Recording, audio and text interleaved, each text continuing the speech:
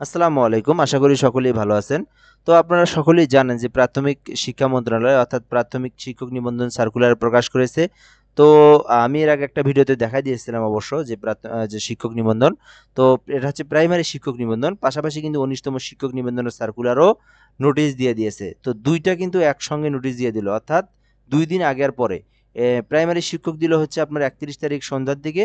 আর ১৯তম শিক্ষক নিবন্ধন দিল আরও আধা ঘন্টা বা ১ ঘন্টা পরে অর্থাৎ ৩১ তারিখ ৮টার দিকে কিন্তু এই নোটিশটা দিয়েছে। সো এই নোটিশটাতে কি বলেছে সেটাও আমি দেখাবো এবং আপনারা যারা আ যারা হচ্ছে প্রাইমারি শিক্ষক নিবন্ধনে যারা আবেদন করবেন তাদের বিষয়টাও আমি সুন্দরভাবে আলোচনা করব।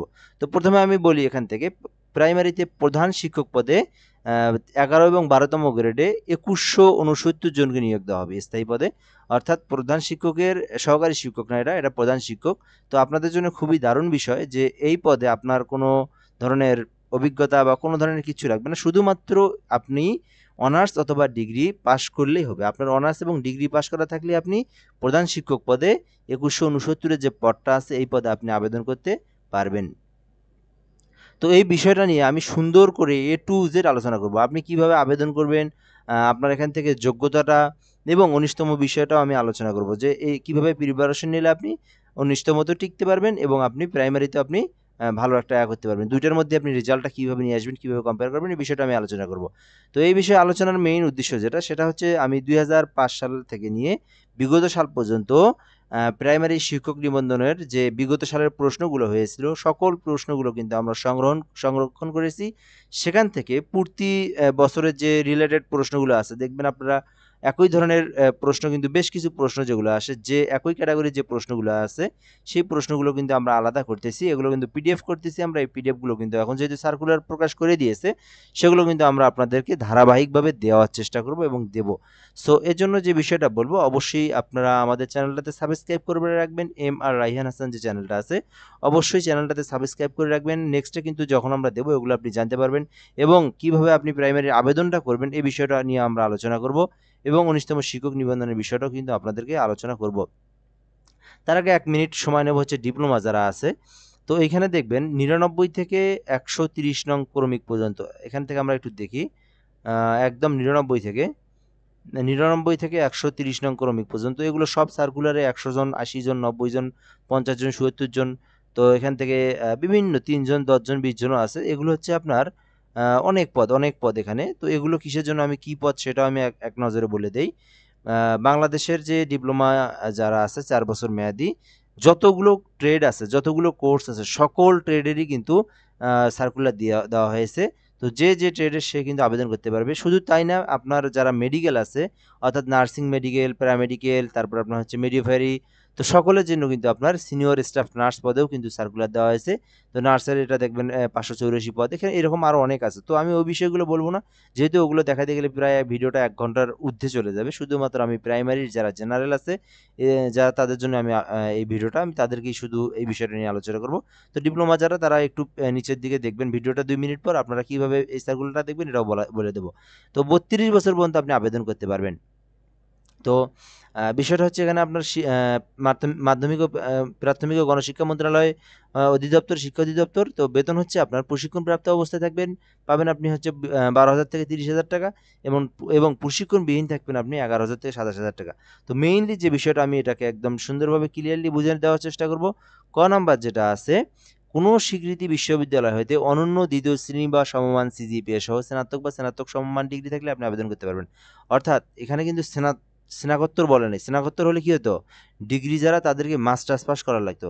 শুধু বলছে কি স্নাতক। তার মানে আপনার স্নাতক সম্মান বলছে। সেই ক্ষেত্রে আপনার শুধুমাত্র যারা ডিগ্রি পাস করছেন তারাও আবেদন করতে পারবে। আবার যারা অনার্স পাস করেছেন তারাও। অর্থাৎ ডিগ্রি অনার্স সমান। আপনারা সকলেই আবেদন করতে পারবেন। একদম ফ্রেশ আর কোনো ধরনের কিচ্ছু লাগবে না। কোটা-টোটা কিচ্ছু নাই।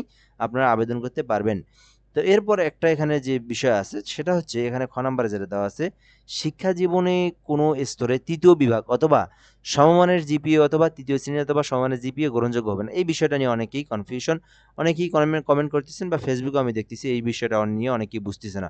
তো বিষয়টা আমি বলে নেই, আপনার শিক্ষা জীবনে যদি অর্থাৎ এসএসসি এবং এইচএসসি আগে এই দুটো বলে নিই। এসএসসি এবং এইচএসসিতে আপনি যদি 2 পয়েন্টের নিচে পান তাহলে আপনি আবেদন করতে পারবেন না। এসএসসি এইচএসসিতে 2 পয়েন্টের নিচেও আবেদন করতে পারবেন না, এবং আপনি এখান থেকে অনার্সেও কিন্তু আপনি 2 পয়েন্টের নিচে আবেদন করতে পারবেন না। এর উপরে থাকলে আপনি আবেদন করতে পারবেন, এই বিষয়টা আর কি এখান থেকে। তো এখানে তফসিল 2 অনুযায়ী এটা তফসিল 2 আছে, এটা আমি দেখাচ্ছি একটু পর। তো এরপর হচ্ছে যে বিষয়টা হচ্ছে আপনার 32 বছর পর্যন্ত আপনি আবেদন করতে পারবেন। তো এখান থেকে হচ্ছে এটাই হলো মূলত সবথেকে বড় পদ, যেটা হচ্ছে প্রধান শিক্ষক। তো এখানে আবেদনের প্রসেসটা একটু দেখে দেবো, এবং আপনার লিখিত পরীক্ষার নীতিমালা যেটা প্রণয়ন করা হয়েছে, গতকাল যে গেজেটটা প্রকাশ করা হয়েছে সেখান থেকে আমরা নীতিমালাটা দেখে দেবো যে এবারের নীতিমালাটা কেমন হবে। তো এবারের নীতিমালায় হচ্ছে আপনার লিখিত পরীক্ষা যেটা, সেটা বাংলাতে থাকবে 25 মার্ক, ইংরেজিতে থাকবে 25 মার্ক, এবং দৈনন্দিন জীবন ও বিজ্ঞানে থাকবে 20 মার্ক, এবং সাধারণ জ্ঞানে থাকবে 20 মার্ক। তাহলে 25 25 50 এবং 20 20 40 মার্ক, মোট 90 মার্কের পরীক্ষা হবে 90 মিনিটে। এবং আপনার সর্বনিম্ন যে পাস করতে হয়, যদি আপনি পাস করতে চান লিখিততে, আপনাকে 50% আপনাকে নাম্বার পেলে আপনি আপনি কিন্তু উত্তীর্ণ হবেন।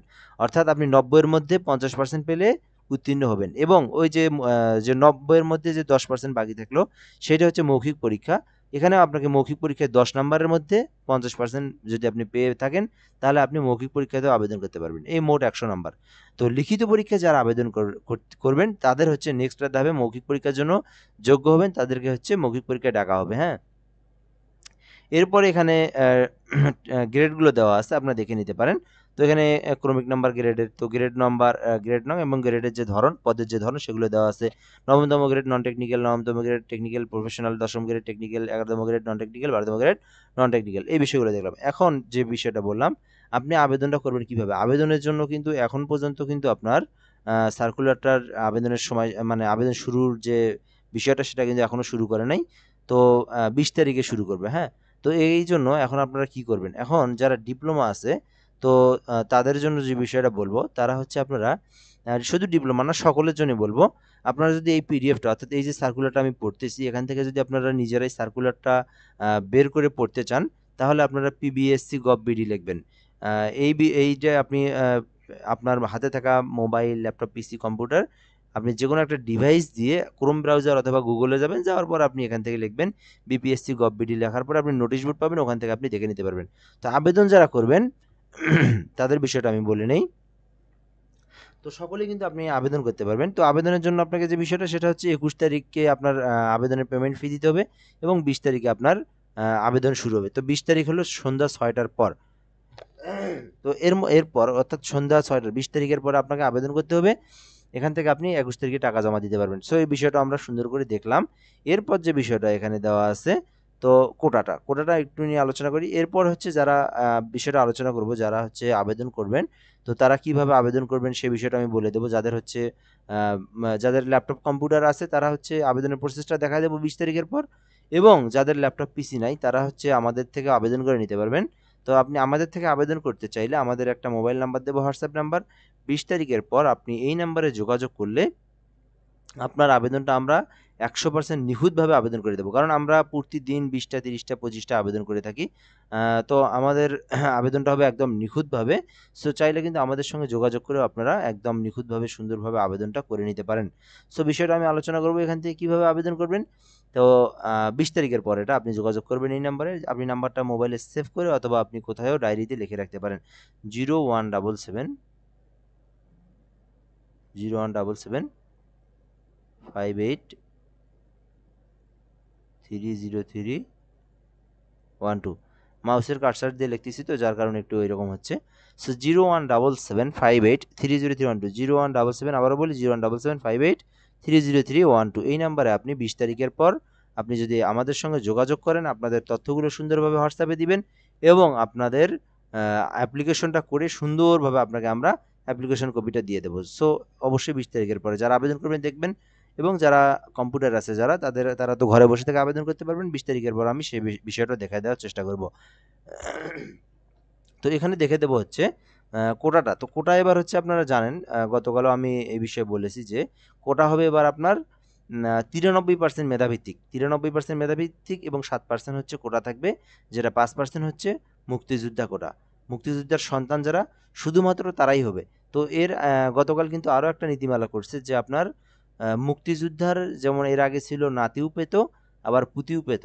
তো এই বিষয়টাও কিন্তু এবার চেঞ্জ করছে, শুধুমাত্র মুক্তিযোদ্ধার সন্তান ব্যতীত কেউ আর পাবে না। এবার আর কোনো ধরনের নাতি নুতি কোনো কিছু নাই, আর শুধুমাত্র সন্তানেরাই এই 5% কোটা পাবে।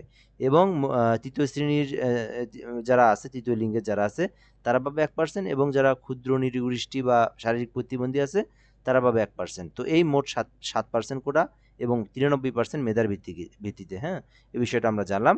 প্রার্থীকে অবশ্যই বাংলাদেশের নাগরিকত্ব থাকতে হবে, এবং আপনার এখান থেকে যে বিষয়টা ডিক্লারেশন যে বিষয়টা দেওয়া আছে, এটা আপনার কোনো দুর্নীতির আশ্রয় গ্রহণ করলে আপনার বিরুদ্ধে আইনানুগ ব্যবস্থা গ্রহণ করা হবে এবং আপনার প্রার্থিতা বাতিল করা হবে। তো যারা আবেদন করবেন, যারা নিজেরাই আবেদন করবেন, 300x300 পিক্সেল একটা ছবি এবং 300x80 পিক্সেল একটা স্বাক্ষর লাগবে। এই বিষয়গুলো আপনারা দেখে থাকবেন। তো আমি এই বিষয়টা পরবর্তীতে যখন আবেদন শুরু হবে তখন দেখে দেবো। পেমেন্টের বিষয়টা যদি একটু বলে নিই এখান থেকে, পরীক্ষার ফি পেমেন্ট। তো পেমেন্ট হচ্ছে আপনার এখান থেকে 99 থেকে 100তম যে ক্রমিক নং, এই যে এই পাশে ক্রমিক নং যেগুলো দেওয়া আছে, তো নবম গ্রেডের জন্য ক্রমিক নং বাদ দেন, এখান থেকে গ্রেড বলি আমি। নবমতম গ্রেডের জন্য 200 টাকা, দশম গ্রেডের জন্য 200 টাকা, এবং 11তম গ্রেডের জন্য 150 টাকা, এবং 12তম গ্রেডের জন্য 150 টাকা। অর্থাৎ আপনাদেরটা ছিল হচ্ছে 11 এবং 12তম গ্রেড, তো প্রাইমারি যে প্রধান শিক্ষক, তো আপনাদের পেমেন্টটা হচ্ছে 150 টাকা। এবং ক্ষুদ্র নৃগোষ্ঠী, তৃতীয় লিঙ্গ এবং শারীরিক প্রতিবন্ধী সকলের জন্যই 50 টাকা পেমেন্ট ফি। তো আবেদনটার আপনার ফি জমা দেবেন কীভাবে? বিপিএসসি স্পেস ইউজার আইডি লিখে 16322 নাম্বার পেমেন্ট দিতে হবে। অর্থাৎ বিপিএসসি লিখবেন, আপনার টেলিটকে রিসার্চ করবেন, এই সমপরিমাণ টাকা রিসার্চ করবেন, টাকা রিসার্চ করার পর টেলিটক সার্ভিস চার্জ যেটা আছে ওটা সহ রিসার্চ করে বিপিএসসি লিখবেন, SMS প্যানেলে গিয়ে ওখান থেকে আপনার যে আবেদনের সময় যে ইউজার আইডিটা আসছে ওইটা দিয়ে আপনি 16322 নাম্বার পেমেন্ট করবেন। পরবর্তীতে চূড়ান্ত পেমেন্ট করার জন্য পিন নাম্বারটা দিয়ে সেন্ড করবেন, তাহলে আপনার পেমেন্টটা হয়ে যাবে। এরপর আছে হচ্ছে আপনার লিখিত পরীক্ষা, যখন SMS আসবে পরীক্ষার জন্য, তখন প্রবেশপত্র যেটা আছে সেটা আপনাকে ডাউনলোড করার বিষয় আছে। তো এরপর নিচে যে বিষয়গুলো আছে সবগুলো বিষয় হচ্ছে আপনার মৌখিক পরীক্ষার সময়, তো ওগুলো আমাদের জানার প্রয়োজন নাই। তো ওগুলো আমরা জানার প্রয়োজন কখন হবে? আমরা যখন লিখিততে টিকবো, তখন মৌখিক পরীক্ষার সময় কী কী কাগজপত্র লাগবে, কী কী লাগবে ইত্যাদি বিষয়, এগুলো আমাদের পরেও দেখতে পারবেন আপনারা। এগুলো তো এখন দেখার প্রয়োজন নাই, কী কী কাগজপত্র, এগুলো আপনারা লিখিততে টিকলে পরবর্তী দেখবেন। তো এই বিষয়গুলো আপনারা পরবর্তী দেখিয়েন। এখন মেইন বিষয় আমরা 19তমটা একটু দেখব। তো 19তম হচ্ছে আপনার 3 তারিখে প্রকাশ করতে যাচ্ছে। বেসরকারি শিক্ষা প্রতিষ্ঠানের প্রধান ও সহকারী প্রধান, অধ্যক্ষ, উপাধ্যক্ষ, প্রধান শিক্ষক ও সহকারী প্রধান শিক্ষক। তাহলে কি কি পদে নিয়োগ বিজ্ঞপ্তি প্রকাশ করতেছে আমরা একটু দেখি। অধ্যক্ষ, উপাধ্যক্ষ, প্রধান শিক্ষক, সহকারী প্রধান শিক্ষক। অর্থাৎ এখানে 4 পদে কিন্তু নিয়োগ বিজ্ঞপ্তি প্রকাশ করতে যাচ্ছে NTRCA। তো এই নিয়োগের নিমিত্ত NTRCA এর মাধ্যমে প্রার্থী নির্বাচন ও সুপারিশ প্রদান কার্যক্রম গ্রহণের বিষয়ে ও বিভাগীয় সচিব মহোদয়ের সভাপতিত্বে আগামী 3 সেপ্টেম্বরে আপনার কিন্তু একটা মিটিং হবে। মিটিংয়ের মধ্যে আপনাকে এই যে বুধবার সকালে 11 ঘটিকায় বিভাগের সভাকক্ষ, কক্ষ নং 1815, ভবন নং 6, বাংলাদেশ সচিবালয়, ঢাকা, এক সভা অনুষ্ঠিত হবে। উক্ত সভায় উপদেষ্টা মহোদয়, শিক্ষা মন্ত্রণালয় প্রধান অতিথি হিসেবে উপস্থিত থাকতে সময় অবনীত। অর্থাৎ আপনার হচ্ছে 3 তারিখে 11টায় তাদের যে মিটিং আছে সেই মিটিংয়ে কিন্তু আপনার উপাধ্যক্ষ, কি এখানে অধ্যক্ষ, উপাধ্যক্ষ, প্রধান শিক্ষক, সহকারী প্রধান শিক্ষক, অর্থাৎ এই যে পদগুলো আছে এই পদে যে কিভাবে সার্কুলার প্রকাশ করবে, নীতিমালা, নতুন যদি কোনো নীতিমালা তৈরি করে, সব কিছু নিয়ে আলোচনা করবে। এবং আপনারা দেখবেন 3 তারিখে বিকালে, অথবা দেখবেন আপনি 4 তারিখের মধ্যেই সার্কুলারটা দিয়ে দিবে NTRCর। তো এখন বিষয় হচ্ছে আপনি 2টা পদে কিন্তু আপনি আবেদন করতে পারবেন, এবং 2টা পদে আপনি একসঙ্গে প্রিপারেশন নিতে পারবেন। ঠিক আছে? তো আমি বলব যে আপনারা একটা যদি ভালোভাবে প্রিপারেশন নিতে পারেন, আপনারা এক ঢালে 2 পাখি মারতে পারবেন। তো মূলত আজকে এই পর্যন্তই বিষয় জানাবো। তো যারা NTRCর আবেদন করবেন যোগাযোগ করতে পারেন, যারা শিক্ষক নিবন্ধনের আবেদন করবেন যোগাযোগ করতে পারেন, এবং এগুলো সার্কুলার দেওয়া মাত্রই আমরা কিন্তু আপনাদেরকে জানানোর চেষ্টা করব। কী ধরনের আপনি পড়া পড়বেন এই বিষয়গুলো নিয়ে আলোচনা করব। তো এর পাশাপাশি হচ্ছে আপনারা যে আমাদের যে পিডিএফগুলো এগুলো আমরা দিয়ে দেবো, এগুলোর থেকে আপনারা কমন পাবেন।